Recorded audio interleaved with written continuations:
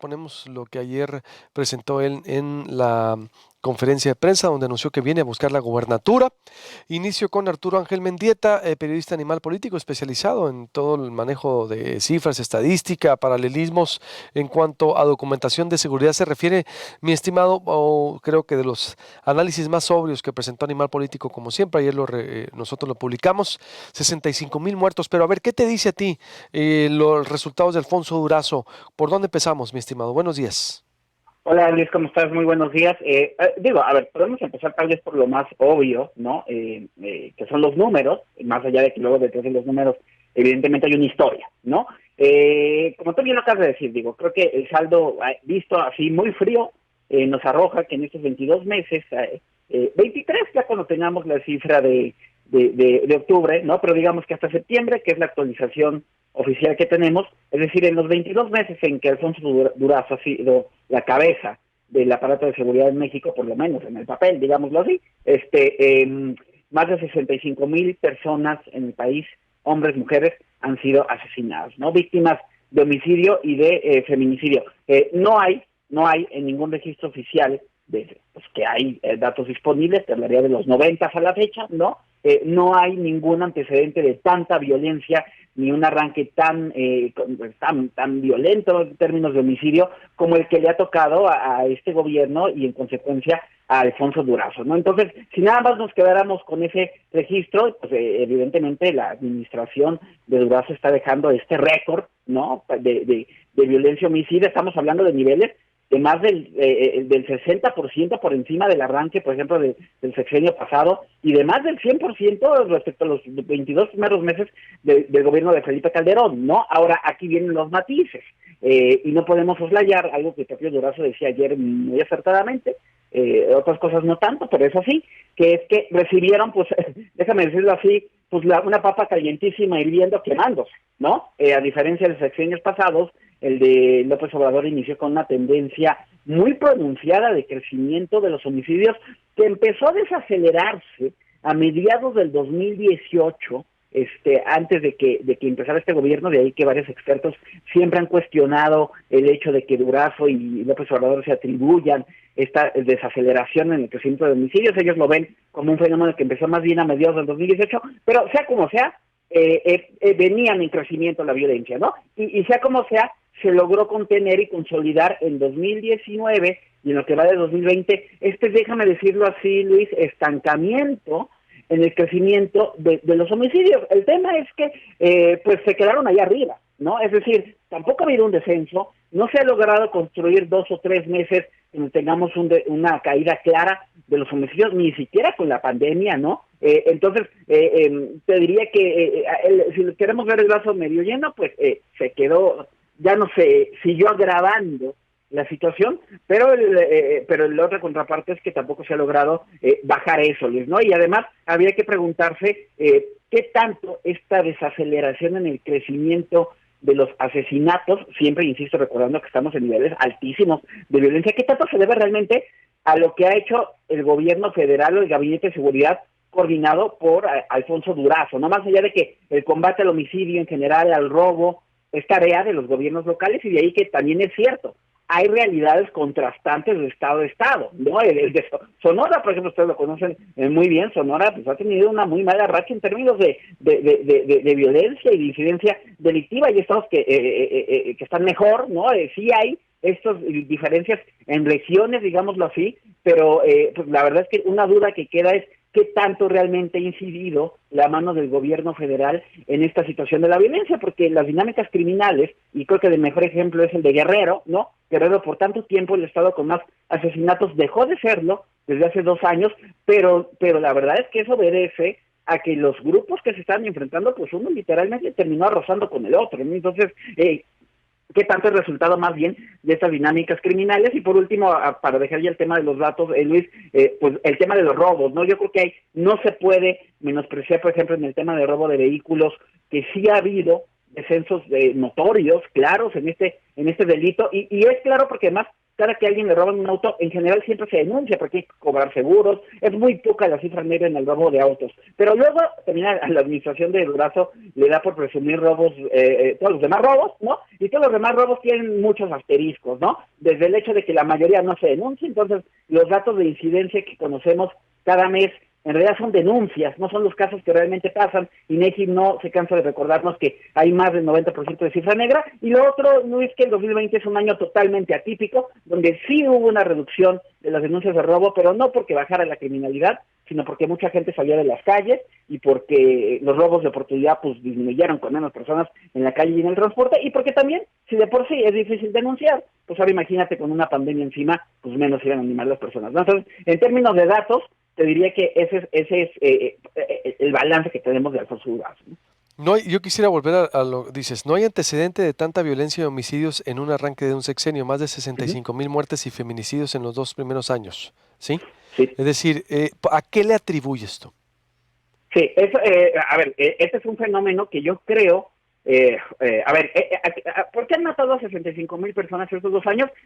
Obedece simple y sencillamente a que venía una inercia de violencia de antes, es decir, no se lo podemos atribuir a una responsabilidad o a una decisión o a una falla de este gobierno, Luis, y eso es muy claro porque cuando uno ve la evolución de los homicidios del 2012 a la fecha, ¿no? Se advierte claramente cómo en la primera parte del gobierno de Enrique Peña Nieto hubo un descenso muy marcado, que de hecho Peña Nieto hereda un descenso de Calderón, después de esa explosión de violencia con Calderón, Peña hereda un descenso, pero algo pasa en 2015, y yo creo que aún faltan explicaciones de eso, que empieza un crecimiento brutal de la violencia homicida. 2015, 2016, 2017, 2018, vemos incrementos del 15, 10, 15, 20% cada año de homicidios, que en términos de asesinatos es algo brutal, ¿no? Y que es hasta 2018 donde se comienza a estabilizar la cosa. Entonces, si yo, ahí hay que ser justos, ¿no?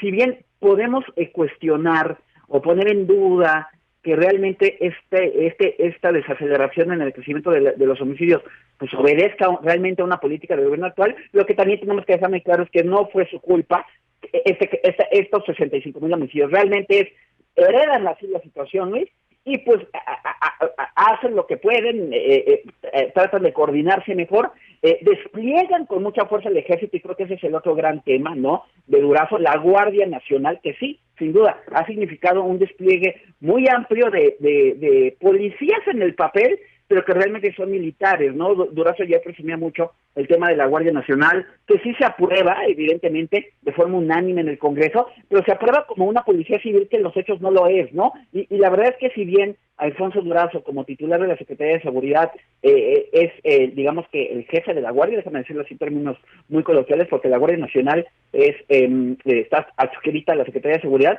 pues realmente no es, pero para nada, civil, y yo creo que de eso varios trabajos periodísticos en el nivel político también hemos documentado varios que te evidencian que es algo que si bien yo creo que era necesario dar un giro a la Policía Federal, porque evidentemente era una policía muy ineficaz y además penetrada por la corrupción, en realidad la cambiamos por una policía que en los hechos es totalmente militar, son soldados, son militares, y en realidad quien tiene control de eso es la Sedena, ¿no? Pero bueno, se ha hecho este despliegue, se logró contener la desaceleración en el crecimiento de la violencia, pero la verdad, insisto, siendo justos, reciben un país pues, prácticamente en llamas en muchas regiones, Luis, y las consecuencias están en estos 65,000 homicidios. Ahora también, pues hay que decirlo así, porque muchas veces cargamos que los muertos de Calderón, que los muertos de Peña Nieto, bueno, pues más allá de los contextos, estos sí son los muertos y las personas asesinadas de este sexenio, más allá de todos los matices que ya comentamos, ¿no? Entonces, lo que me quieres decir, exacto, venían pues, como dices, esa inercia, venía una inercia de violencia de antes, no se le puede atribuir una falla de este gobierno a esos asesinatos, tú que has seguido las cifras, o siendo equilibrados, pues, vaya, me queda claro, ¿qué sería lo que falló? Sí, yo creo que ha habido yo creo que hay una explicación de eso, Luis, que es un acierto y un desacierto a la vez.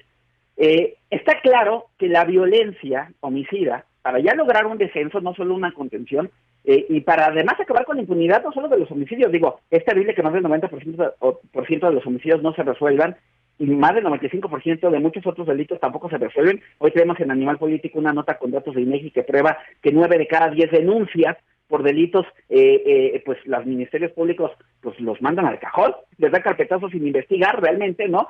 Lo que está fallando es la impunidad, Luis, y ese es un fenómeno muy complicado.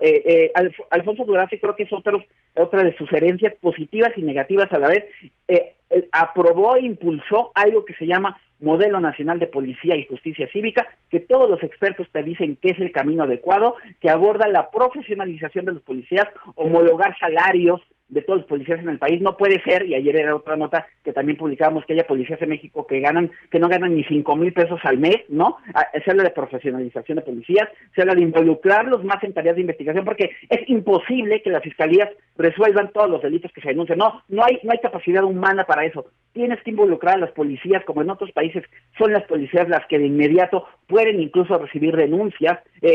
Se habla de la justicia cívica, de fortalecer los temas de evaluación, de capacitación. O sea, es un modelo muy bien estructurado, muy ambicioso, pero que a su vez no se le han dado los recursos que necesita, ¿no? Se hablaba de más de 40,000 millones de pesos, de reorientar los fondos federales para temas de seguridad, y lo que está pasando es a la inversa, Luis. No solamente no se están reorientando esos fondos, sino se están haciendo recortes, ¿no?, en fondos de seguridad. Entonces, se crea un modelo, se sabe la ruta, pero no se le invierten recursos a ello. Y mientras no se inviertan recursos en policía, en fiscalías, y mientras no hay una cabeza del gabinete de seguridad que realmente logre que los estados, pero que además los poderes legislativos y que Hacienda le dediquen recursos a esto, por más que despliegues guardias nacionales, por más que despliegues policías, por más que despliegues patrullas, armas, toda esta cosa como de fuerza, no se va a lograr realmente de fondo corregir el tema de la violencia, y vamos a seguir expensos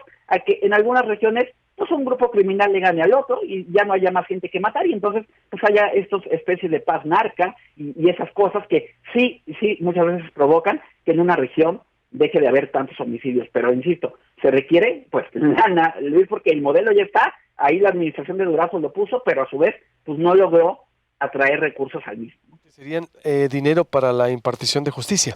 ¿Eso te refieres? Para la prevención y para la impartición de justicia, dinero para las policías, dinero para la fiscalía, pero además invertirlo bien, ¿no? Como dice este modelo que ahí está en el papel, se llama Modelo Nacional de Policía y Justicia Cívica. No se trata de seguirse gastando 9 de cada 10 pesos en comprar patrullas nada más, o que comprar un chaleco, no, de reorientarlo, de profesionalizar, de hacer algunos ajustes legislativos para que se atiendan de forma mucho más rápida algunos casos, de tener una medición de licencia delictiva real, además, porque insisto, no conocemos realmente todos los delitos que se registran, y en fin, de gastar más y de gastar bien, y tener claro que ese es un trabajo que va a tomar 3, 4, 5 años. Es una tarea transaccional, pero pues tú lo sabes bien, Luis, luego siempre los que están en los cargos están apurados por hacer cosas que más bien se notan en el momento, y no que les va a tocar a otros heredar lo positivo, ¿no? Bien, pues muy interesante tu análisis, mi estimado. En verdad, como siempre, te agradezco y estamos en contacto. Gracias y buenos días. No, un saludo al auditorio, Luis, buenos días. Bueno, estamos haciendo análisis de Alfonso Durazo, su legado. Ya escuchó usted en Animal Político a Arturo Ángeles, de los más especializados en manejo de documentación, cifra y estadística, que dicen, por supuesto, otras voces, otras fuentes. Hablaré con Sergio Aguayo y el presidente, el director del Observatorio Nacional de Seguridad aquí en Proyecto Puente. ¿Qué opina usted? Ya viene Alfonso Durazo, ¿cómo deja la seguridad? Le diré. Y en lo político, haré un análisis especial con Óscar Cerrato. Obvio, estamos haciendo la primera parte, ya cuando venga Durazo, que esté dando entrevistas, ya le preguntaremos, pero hay que escuchar a las fuentes más acreditadas para que nos ayuden a hacer un paralelismo frente a lo que dejó y los números que dejó, lo que dijo Durazo. ¿Qué opina usted de la declaración de ayer del Papa, que está permitiendo la unión, el matrimonio entre personas del mismo sexo? Es también el tema. Volvemos.